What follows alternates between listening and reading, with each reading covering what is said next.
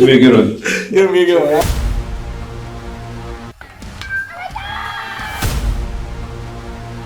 Definitely a different type of process. Cut down or freeze up.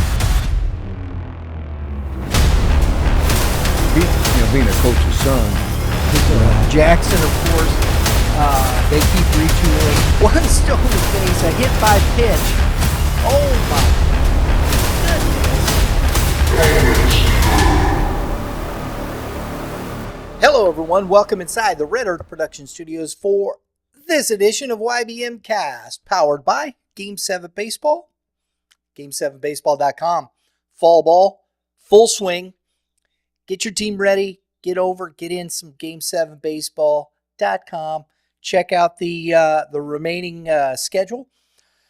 Get your team in. Get some extra swings. Maybe got some learning to do. You wanna work some guys in some other positions. You want to try somebody out somewhere and whatnot. Hey, this is a great opportunity to do so. So make sure you check out Game7Baseball.com. All right, folks, on the show today, Diego Solares coming on, talking some baseball with us. Diego, you got some fall ball still going on, don't you? Scout Connect? Yeah, we got a big event later today that's unfortunately going to probably be hampered by some weather. Got a pretty big tournament this weekend. We got 12 teams, 12 of the better teams. A handful of the better teams in St. Louis, some pretty good teams coming down from Central Illinois, even Chicago area this weekend. Have our JUCO tournament next week, October 3rd and 4th, where we'll bring in 10 of the better junior colleges in Illinois and Missouri, and then we finish the fall off with a 15 and 16U tournament, October 11th and 12th. So a couple more things to go. There you go, folks. You're sold out. You got spots open? Yeah, we're good. There you go. Good. All sold out. Keep them small. Keep them simple. There you go. All right. Hey, folks, I'm just I'm doing this week. It's the last week of the baseball season. Clayton Kershaw retiring. It's over. Hopefully. I don't think so. I think he's going to go out on a fizzle, personally, especially after I watched that. They're going to need him in the bullpen. We'll just say that because the bullpen for the Dodgers is a shambles. It's a wreck. It's good. It's good that they paid Tanner Scott $75 million over 4 years to have a 5 ERA. Oh, my gosh. It's just a travesty. Hand up, there are a few people on the planet that are more excited to see Clayton Kershaw retire than myself. Obviously, I can appreciate how good he is and the greatness, right, and for the fact that he's probably the best starting pitcher of the last 25 years. But I'm very happy he's no longer going to be playing baseball after next year. Have a great career, enjoy retirement. He should be a 100% unanimous, no doubt, Hall of Famer. And I'm very happy he's decided to hang it up. Yeah, I know what you mean. You know, it's like that's respect, but you understand. I don't want to see you no more. I'm glad you're done. I get it. Correct. I get it, and I think that's the way it should be. You don't have to like him. It's the respect. You can appreciate it, though. Yes, and you can appreciate it, though. It's like Manny Machado. I know he's going to be around a little bit. I like watching Manny Machado play baseball. I just don't like him playing on the Padres. I love watching him play. I named my cat after him. I love watching him play. He's a dude, and that's the thing. You see these guys and you understand, it's fun to watch him play baseball. I don't root for him in that respect. But, he can do some special things, especially defensively. There's some guys, you're like, how does he do that? And he's one of those guys. And then all of a sudden, it's just watch him and he'll, just this easy one and then pew. And just like this, how did his arm didn't move that fast, and that ball just rockets out of his hand, and it's just like, man, it's just amazing to watch sometimes, And there are Yeah. players like that. It's like, the same with Matt Chapman over with the Giants. I am not a Giants Sure. fan at all. Hate the Giants. But Matt Yeah. Chapman is another one of those guys, at third base, if we're talking about like that. He's pretty good. Yeah. He's pretty good. So, but we're going to talk a little bit. We had I brought this up because we talked yesterday with Coach Josenberger from Staley, and talking about the KC Suburban, and here the St. Louis metro area, the GAC is one of the top dogs around.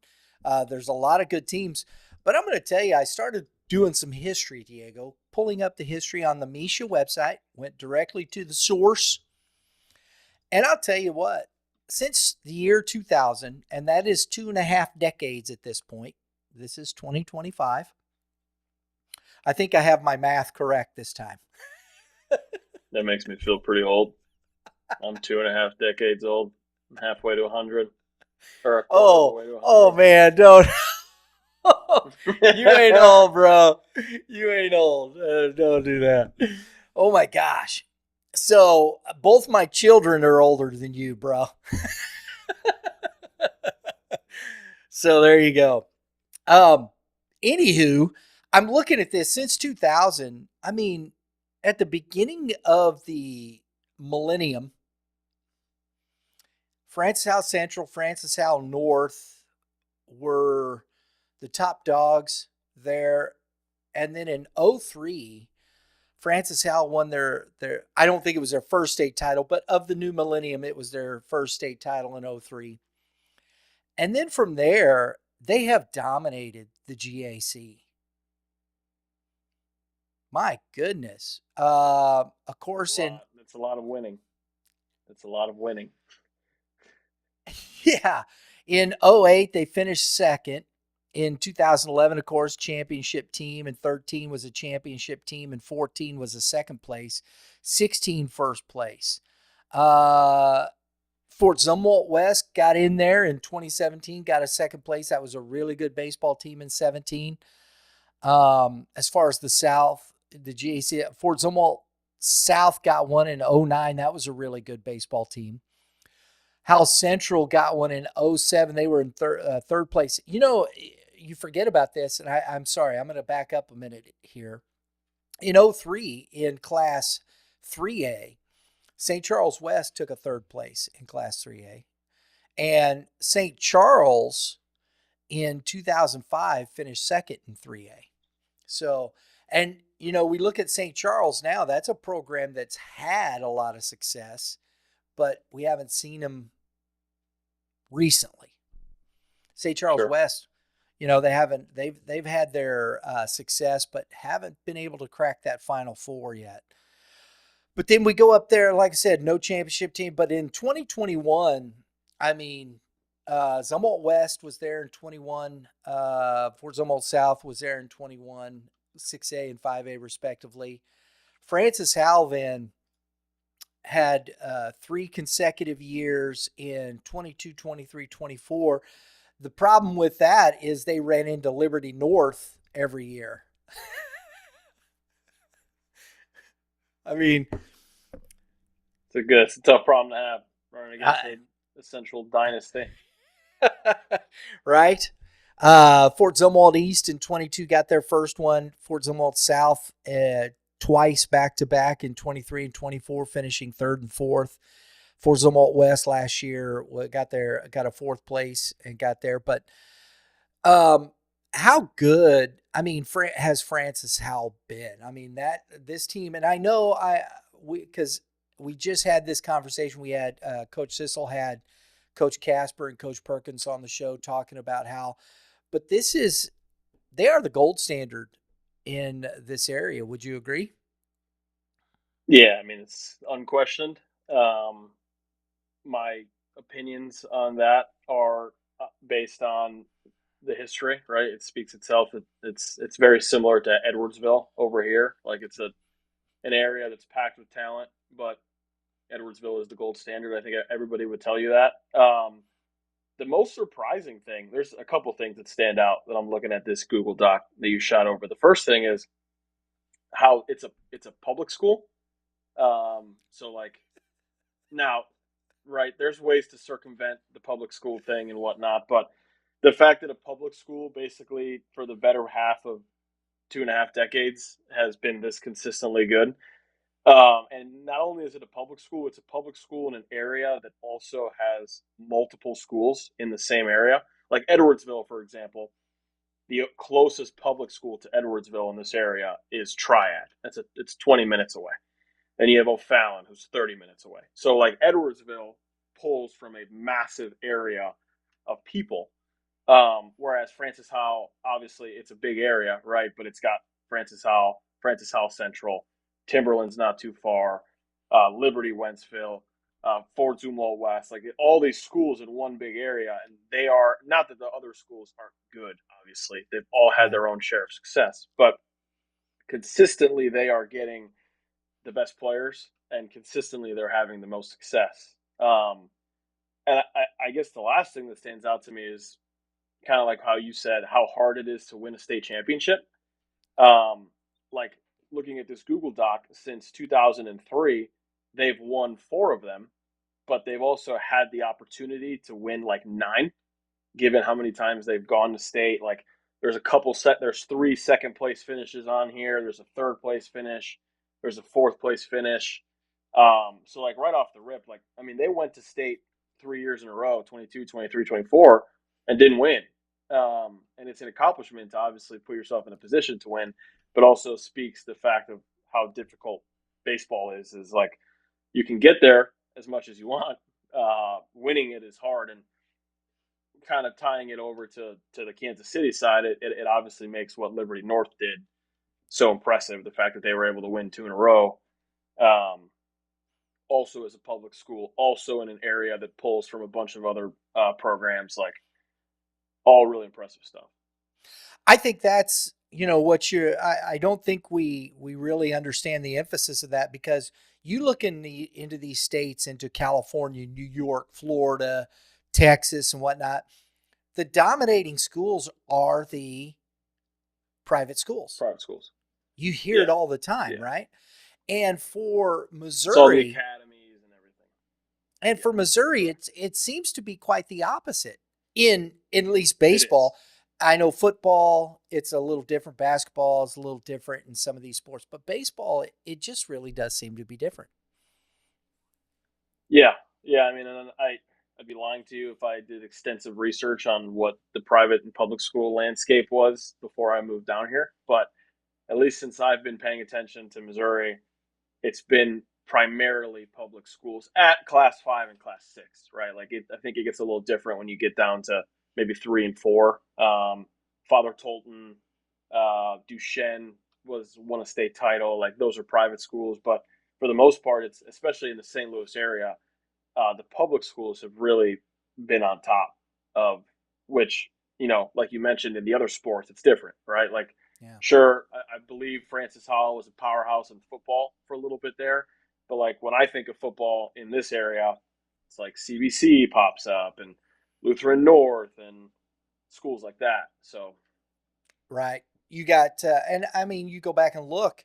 I think it was it a private school? I think that won football last year, if I'm not mistaken, because I think that Nixa was there, but So I just think it's so interesting. This is one of the fascinating things. And the other part of this, even in the smaller classes, you're still seeing the small schools in these small towns, these smaller areas, winning championships. Even in Class 5A, Borgia got there a couple of years ago, lost in the championship. You're seeing Platte County.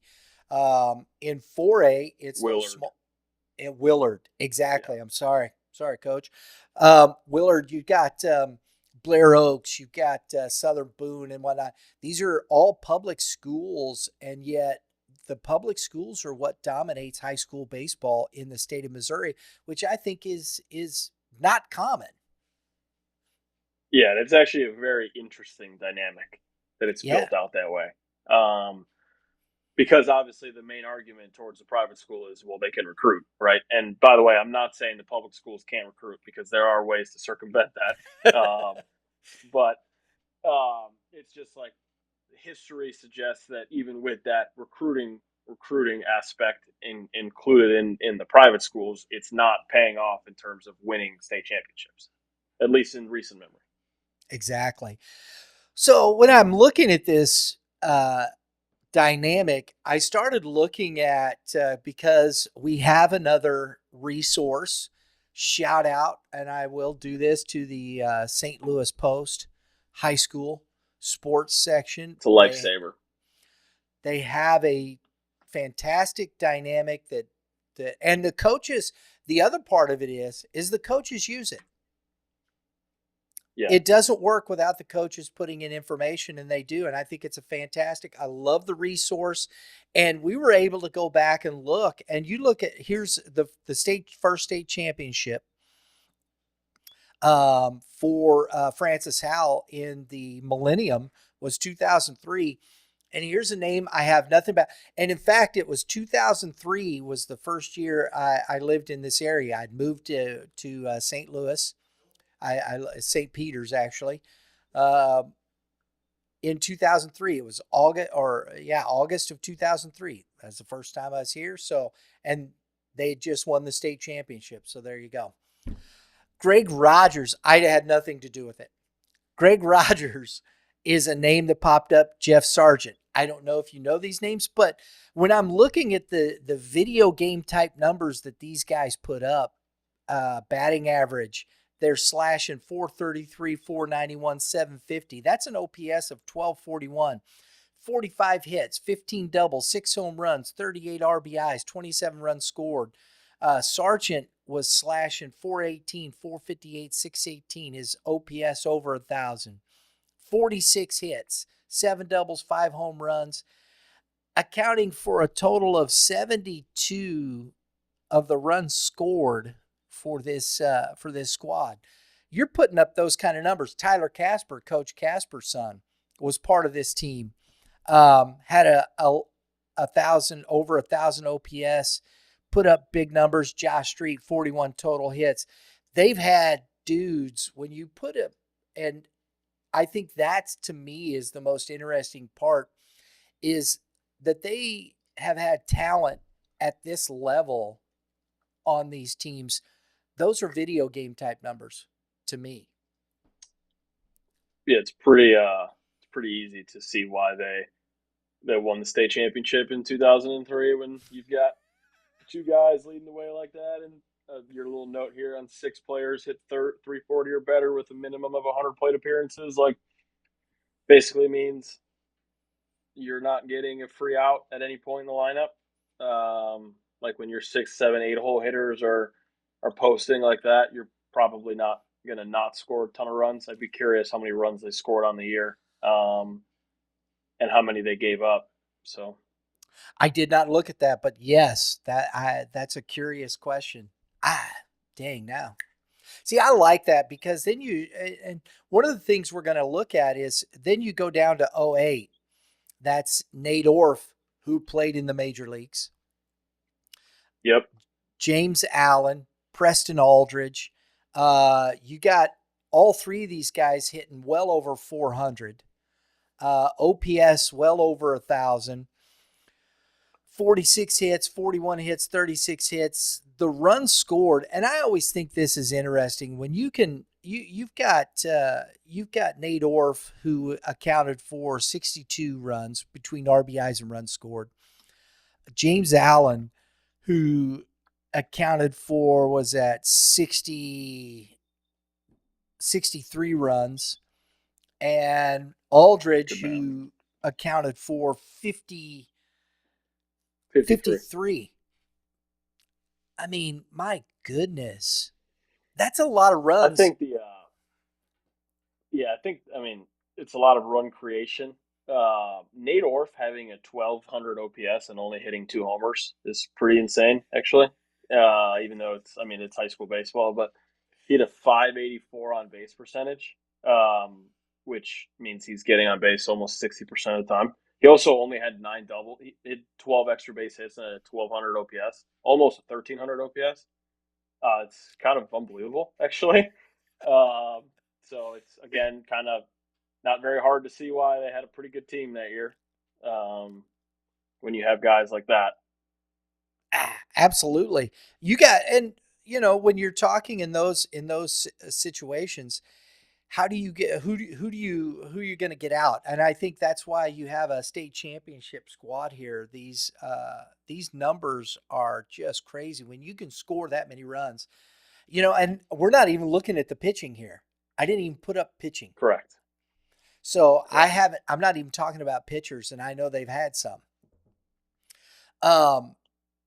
When you look at 09, they didn't, 09 and 10, they didn't have championship teams. Now, and the other thing is too, when you look at this and you go back through in 03 through this time, 08, they're not playing the 36 games that they're playing today.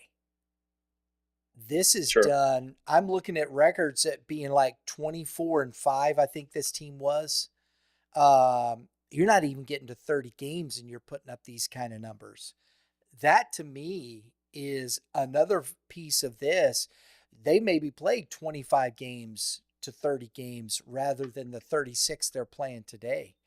I think that's huge. Yeah, shorter schedule, lack of turf fields, lack of the ability to probably like get games in, even if it does rain for a good amount of time. Like, now, obviously, I'd be curious what the at bats look like, because if you have less at bats, you have a chance. If you're very good, you have a chance to have a higher batting average. But even then, like, that's a small sample. Like when you're hitting 495, it doesn't matter.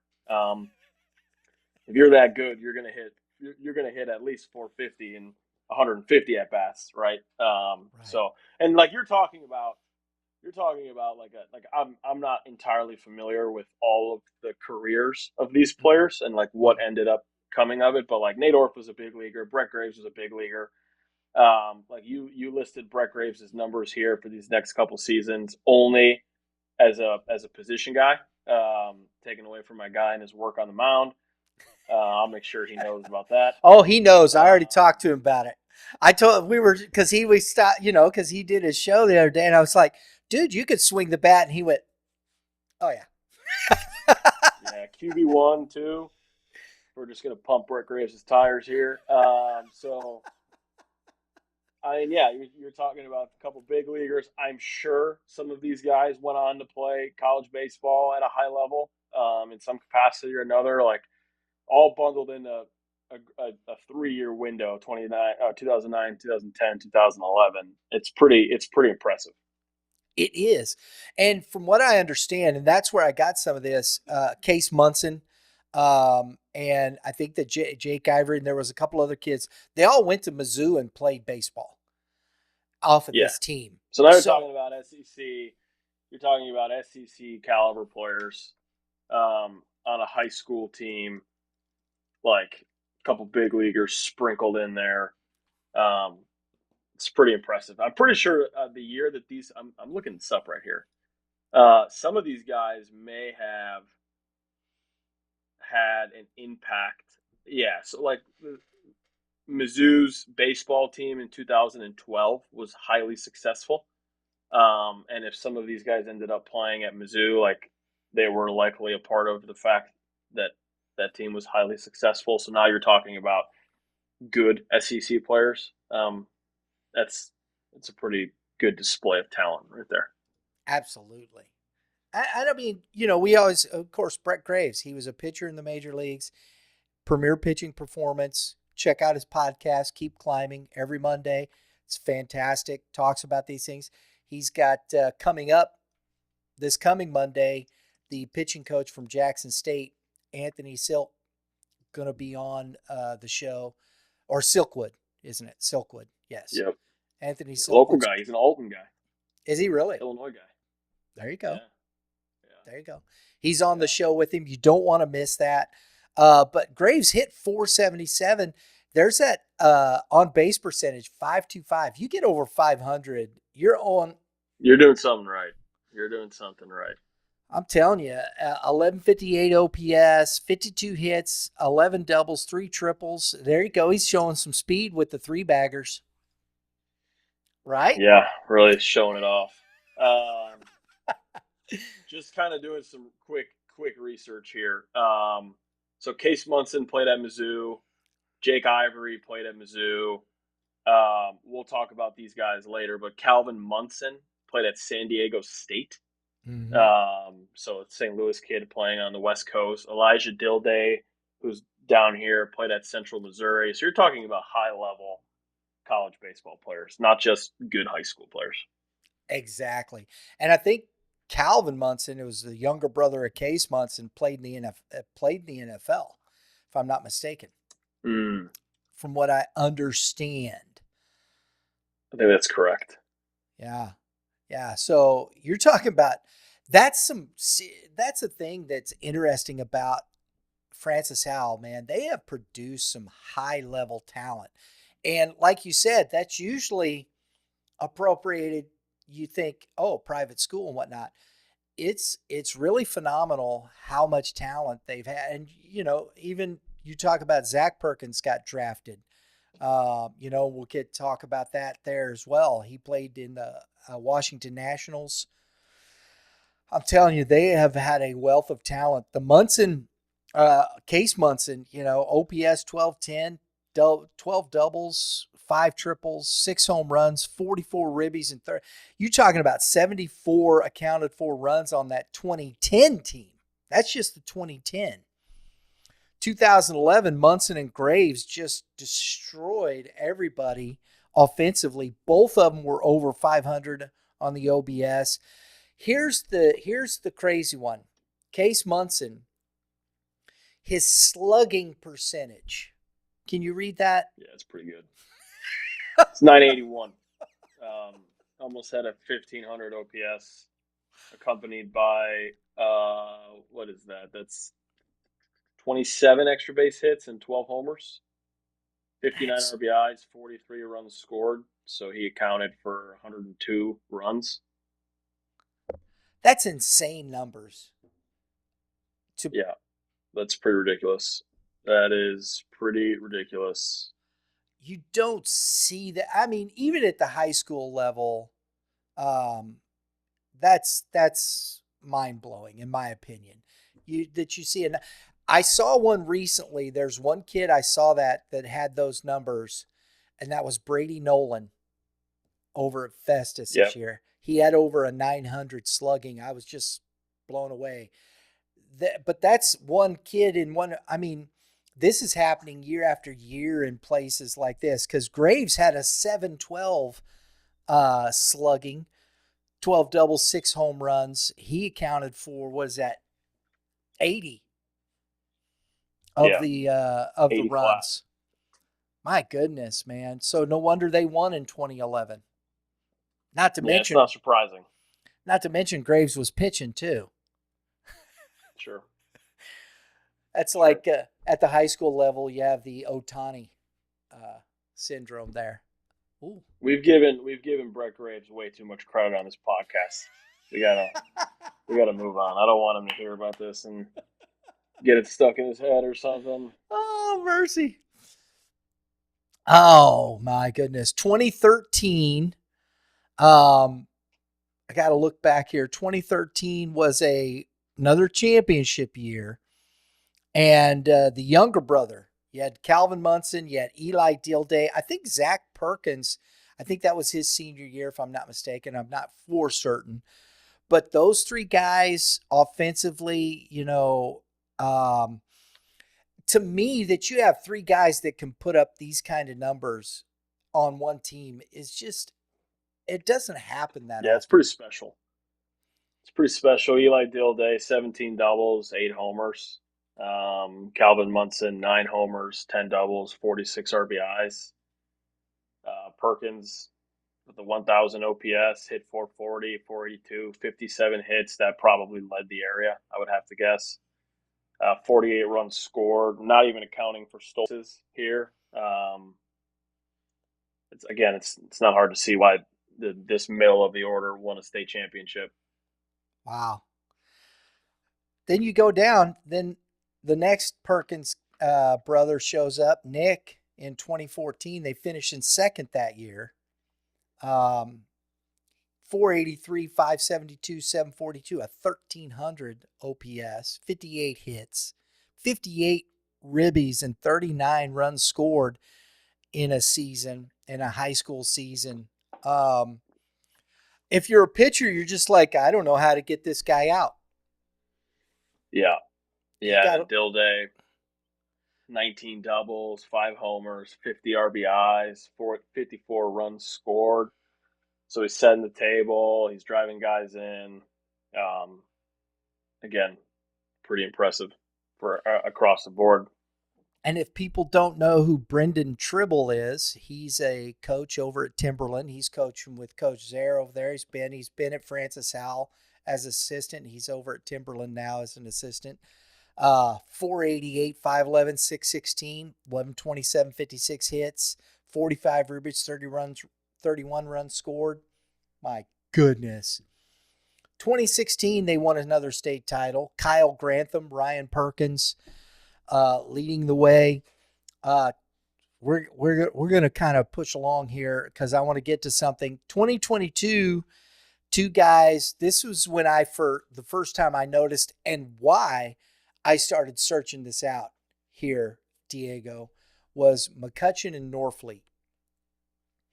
Because the numbers they put up that year, especially, you look at McCutcheon, 482, 544, 799, a 1343, a school record 67 hits, 16 doubles, 5 triples, 6 home runs, 38 ribbies, 52 runs scored because he was leading off for this squad.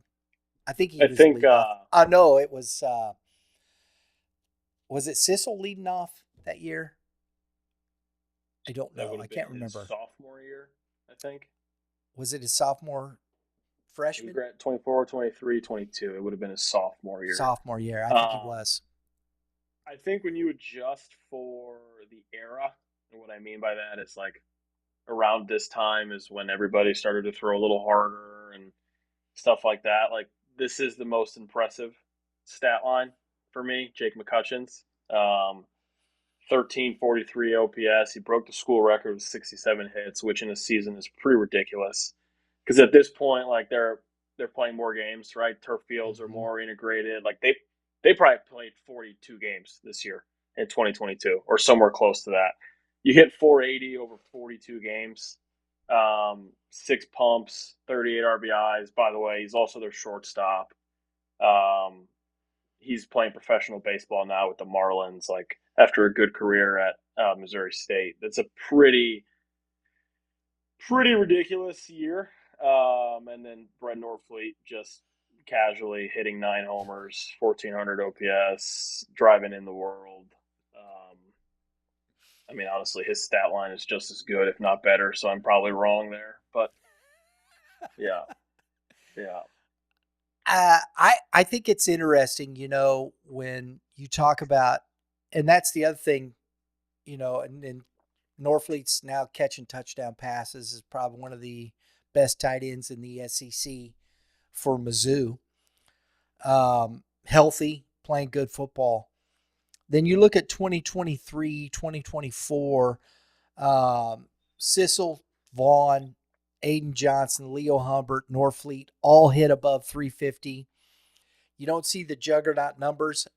I think it's interesting that you bring it up, and that's what which team, especially the championship teams, I agree with you. I think the Norfleet, McCutcheon, I think you're dealing with a lot of the more, for lack of a better way to put it, violent arms in a sense of velocity. They just have more power.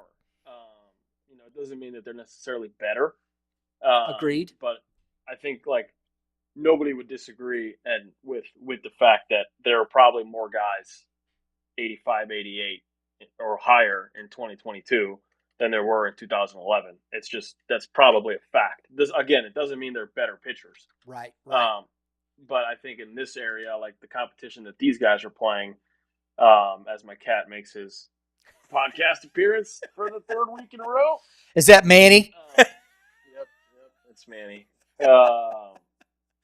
Like in the era that those guys are playing in, like and in the conference they're playing in, like it's not only just 85, 88, they're all good.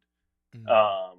So that to me stands out. Now they're also playing more games, probably, right? Like we talked about. So the more games you play, the higher accumulation of stats you can accrue. It just is how the game works. If you're a good player and you get more at bats, you're going to have a more chance to hit homers, doubles, triples, whatever.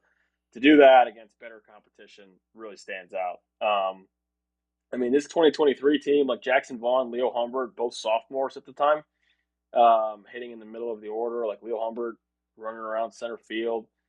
You got Cissell playing shortstop. Brett Norfleet, I remember him hitting one of the furthest homers I've ever seen that year at the Smet in a playoff game. We're not even talking about like Cissell's stolen bases, because I know he's the all-time stolen base leader there. Like that team was really good, and they just ran into a buzzsaw in the state playoffs. But the cat jumps on me again. Yeah, and I believe also Titus holds the career hit record. Yeah. For so you're looking at the consistency from Titus put together, why he's playing for the Diamondbacks, I think, and just his sheer athleticism, watching him play shortstop. You know, and this is why I know there's a lot of people think, oh, Brian, you know, who's the best? I'm this type of person. I'm looking at the longevity and just looking at the overall talent. It's impressive because I think if you take and you go back to 2003 and you have Greg Rogers and Jeff Sargent working in the format that these guys are working, I think they're going to put up those same kind of numbers. Sure.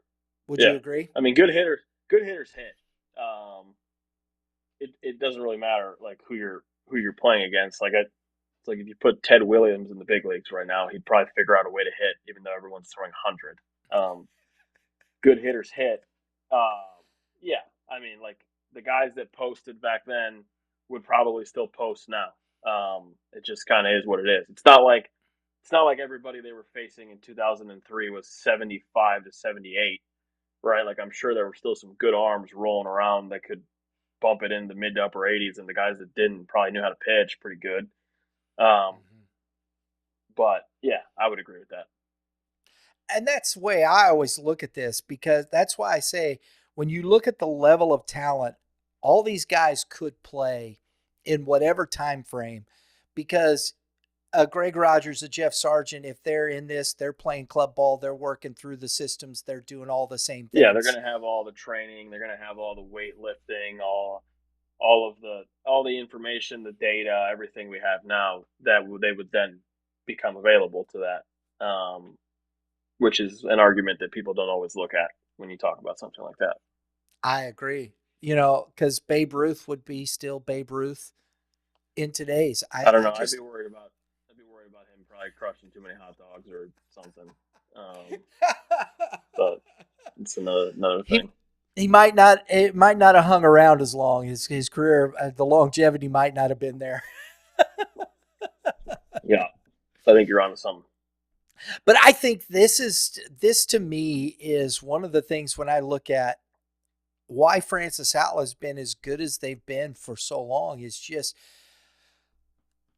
good coaching, quality players. You're putting together, you know, it's just amazing to me how long they've been able to sustain this and the level of talent that is produced by a public school. Sure. Yeah. Yep. That's just to me where it is. And we wanted to look at this, you know, with the GAC as it is. Francis Howell, we just had the coaches on, so my mind was there. And I just wanted to kind of go through this and give people a look at this. And we're going to do this across the board because I think when you look at the state or this area, you have all these teams. I think Lafayette's one that stands out, that has been maybe not as many championships, but as far as talent and longevity, they've had some dudes. Yeah, Ryan Howard, pretty sure went to Lafayette. Yep. David Freeze was there. Yeah, I was going to say maybe David Freeze. I couldn't remember. Yep, Freeze. You had Luke Voigt was at Lafayette, man. Yep. Big year. Yep. So you've had these public schools, and that's what I want to look at, because I think that's a huge piece in this area where public schools have had maybe the upper hand over the private schools. I think it's an interesting dynamic in the state of Missouri. For sure. So, because it definitely isn't like that in Illinois, man. Those northern private schools, they kind of kick everybody's butt except for Edwardsville, maybe. Yeah, I would say the private schools in Chicago have had the upper edge or the upper hand here, across the board, except for 4A, where it's been Edwardsville. Like a public school won 4A this past year in Libertyville. Edwardsville had their run where they won their state titles, but other than that, it's been primarily Chicago private schools in 2A and 3A. 1A, Ottawa Marquette. It's not in Chicago. It's a private school. They've won their fair share of state titles here recently. So I would say the dynamic is different for sure. Yeah, absolutely. I hope you enjoyed that. That was fun for me. I enjoyed talking about these guys and some names that maybe people haven't seen before or heard of before, right? Sure. I had. Yeah. I wasn't familiar with a lot of those names, other than the ones that are like involved in the area and training or whatnot, that have stuck around. But yeah, there's some, and I'm sure there's some guys on there that we didn't talk about that obviously had a pretty ridiculous high school career. So yeah, because we didn't even get to the pitching side of it. So if we didn't mean to leave you pitchers out, but we were just going for the showcase or the elevate and celebrate kind of thing. You know what I'm saying? Yep. Yep. Classic.